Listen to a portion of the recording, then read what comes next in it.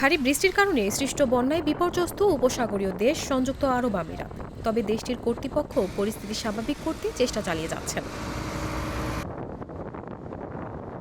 শনিবার দুবাই আন্তর্জাতিক বিমানবন্দরের প্রধান নির্বাহী কর্মকর্তা পল গ্রিফিথস যাত্রীদের উদ্দেশ্যে একটি খোলা চিঠি দিয়েছেন। এতে তিনি পরিস্থিতি স্বাভাবিকের চেষ্টার কথা জানান। শিগগির বিমানবন্দরের কার্যক্রম শুরুর কথা জানিয়ে যাত্রীদের আশ্বস্ত করেছেন। তিনি বলেন, আমাদের লক্ষ্য হলো অতিথিদের জন্য ভালো কিছু করা ও যাত্রীরা যাতে দ্রুত তাদের গন্তব্যে ফিরতে পারে সেদিকে নজর দেয়া। পল গ্রিফিথস নতুন চ্যালেঞ্জের কথা উল্লেখ করে সবাইকে আশ্বস্ত হতে বলেন। সমস্যা সমাধান করতে দুবাই বিমানবন্দরের দল, এয়ারলাইন্স, বাণিজ্যিক এবং সার্ভিস অংশীদাররা বিরামহীনভাবে কাজ করছেন বলেও জানান তিনি।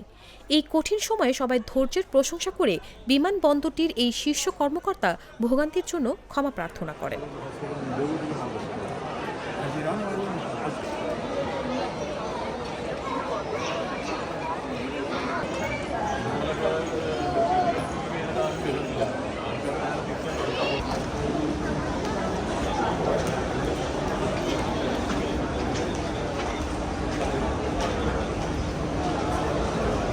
দুবাইয়ে ভারী বৃষ্টি খুব একটা হয় না, সে কারণে স্বাভাবিকভাবেই এই ধরনের দুর্যোগ খুব একটা দেখা যায় না।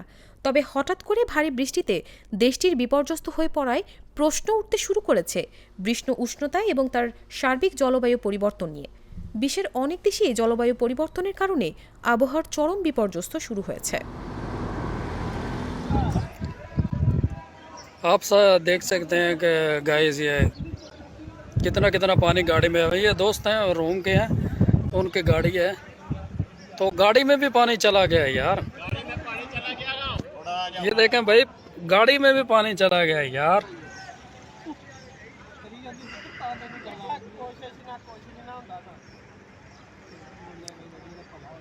ऐसे आप देख सकते हैं।